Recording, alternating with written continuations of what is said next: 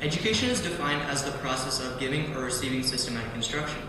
In today's society, it is believed by many that education is the vessel that leads one through the doors of success. Yet this is quite untrue. Despite the benefits, education brings with itself more dangerous disadvantages, hence not making it the key to success. See, what I realized was that education restricts students' learning. The most obvious way is by them missing out on some learning opportunities.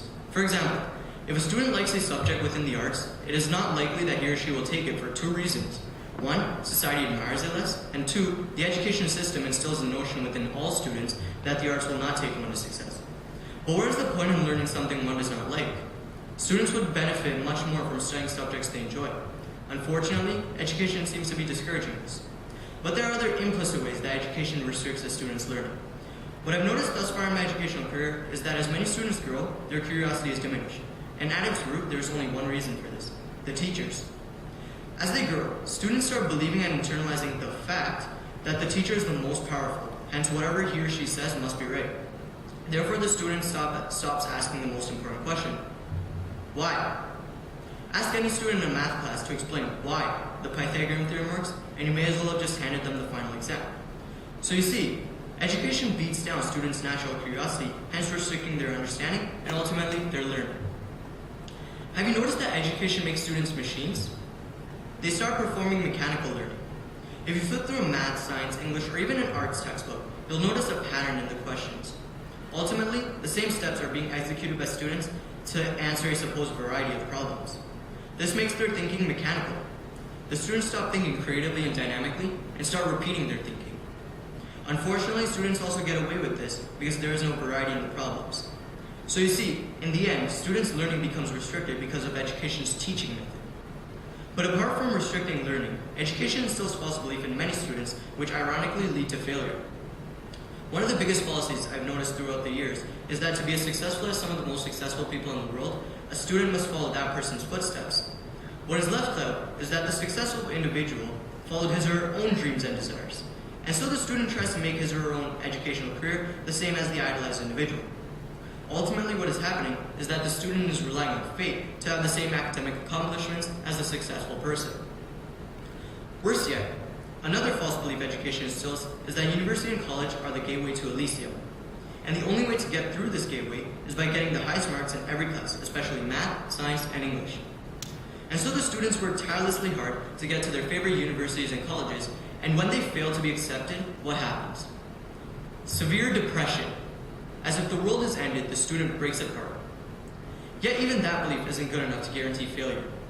The belief that does a much better job guaranteeing it is the one that states that a student must master all the subjects needed to enter a certain field. For example, if a student wishes to enter the sciences, then one must have an average above 95% in math, biology, physics, chemistry, and English.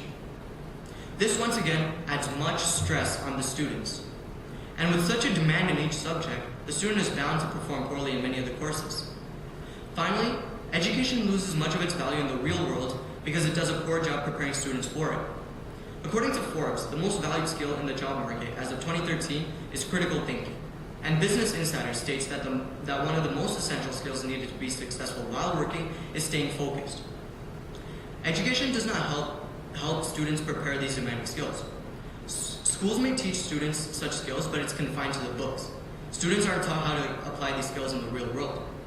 Workers will rarely be asked many years after their post-secondary education how many diplomas they got, their GPA, the number of hours they studied, and so on.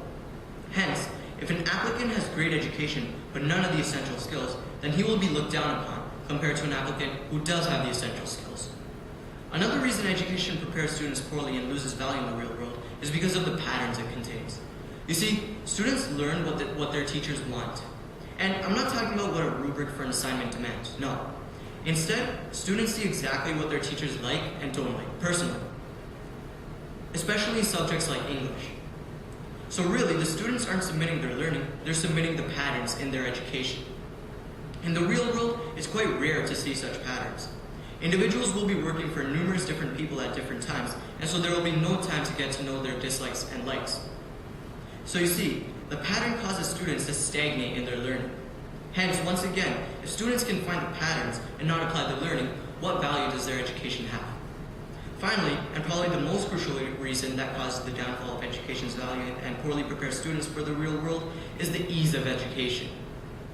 In school, students may ask their teachers for personal assistance whenever needed. They may submit assignments late. They may ask for extensions with simple mark deductions and much more. But when they look outside, the real world does not give such a helpful hand. But because education spoon feeds many students, the real world looks down upon them later on. And then their education is questioned. What did they actually learn? And if by the time students start applying for jobs they have become used to this helping hand, then the real world will hold a big surprise for them. So you see, with so many setbacks and disadvantages in education, it clearly does not lead to success. I suggest starting to realize these drawbacks. Notice how these drawbacks are affecting you or have affected you. Reflect on yourself. If you're a student, then become the master of your education. Don't let it master you. If you are not a student anymore, then think about how you were affected and then help your family and friends who are students.